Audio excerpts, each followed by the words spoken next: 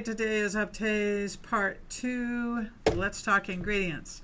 First, almost all Optase eye drops are glycerin plus sodium hyaluronate. And if you've been following me, you know by now the hyaluronate lives in the inactive ingredient list, unfortunately.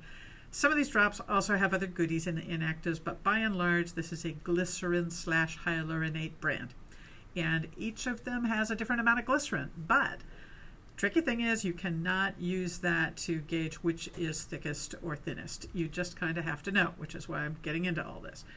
Optase Dry Eye Intense has 0.2% glycerin, which is on the relatively low end, plus the hyaluronate. Great drop for people with severe recurring symptoms. Sold in vials and PF bottle.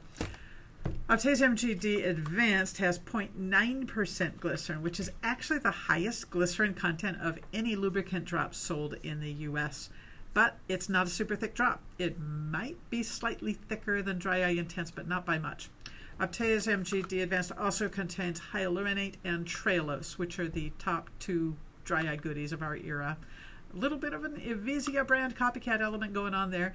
And it also contains some Sasha Inchi seed oil. Optase Hylo Relief has 0.25% glycerin plus hyaluronate.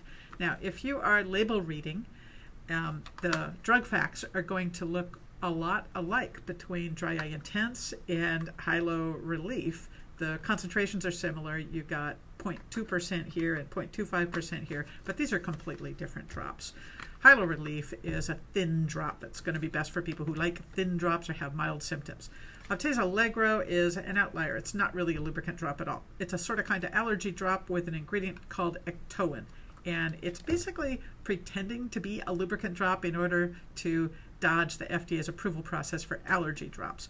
Officially, the active ingredient is hydroxyethyl cellulose, which is sort of the same family as carboxymethyl cellulose, which is the active ingredient in the old school drops like Refresh Plus and Theratears.